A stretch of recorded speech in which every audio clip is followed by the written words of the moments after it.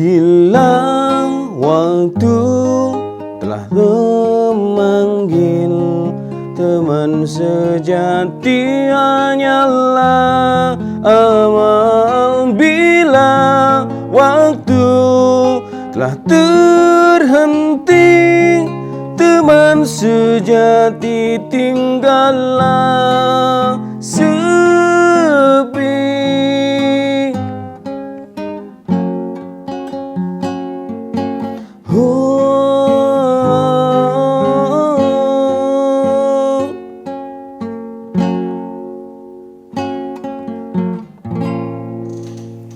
Assalamualaikum warahmatullahi wabarakatuh.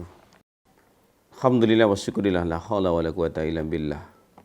Jamaah rahimakumullah, sepenggal syair dari lagunya Opik sungguh sangat mendalam, sungguh sangat indah, dan sungguh bisa menjadi peringatan bagi kita. Karena sesungguhnya kematian itu pasti akan datang kepada siapa saja. Allah Subhanahu wa taala berfirman, kullu nafsin dha'iqatul maut.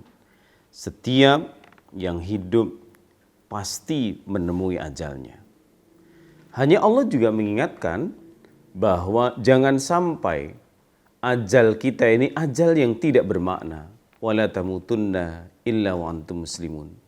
Allah katakan jangan sampai kita mati, jangan sampai akhir kehidupan kita itu dalam kondisi yang bukan Islam. Maka harus dalam kondisi Islam, kondisi dengan penuh keimanan, kondisi yang siap menghadap Allah Subhanahu wa taala. Bulan ini bulan baik, bulan mulia, bulan keren untuk bisa memupuk segala kebaikan, memupuk segala kemuliaan, menambah pundi-pundi amal, menjauhkan hal-hal yang buruk dari diri kita. Masya Allah. Jika itu bisa kita lakukan, maka rasanya tidak khawatirlah kalau sewaktu-waktu Allah memanggil kita. Karena kematian itu random, acak, datang dengan tiba-tiba, tidak bisa diajukan, tidak bisa juga dimundurkan. Kalau semua sudah menjadi ketetapan Allah Subhanahu wa taala, apa daya manusia seperti kita?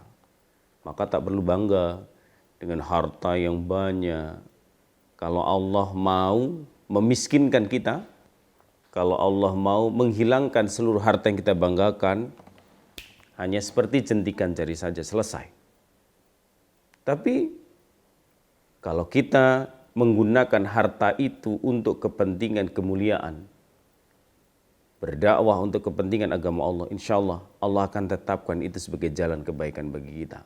Ya, tidak cuma harta, kedudukan, tampang yang keren, keluarga, gitu kan, kecerdasan otak yang dianugerahkan Allah. Maka semua itu tidak boleh digunakan untuk berbangga-bangga, apalagi melawan Allah Subhanahu wa taala.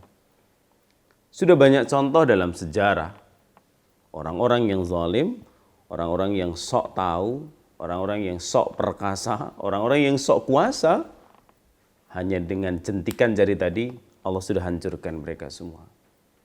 Quran memberikan pelajaran kepada kita tentang bagaimana kisah Qarun, bagaimana kisah Fir'aun, bagaimana kisah Namrud, bagaimana kisah orang-orang zalim pada zaman Rasulullah, Abu Lahab, Abu Jahal dan sebagainya.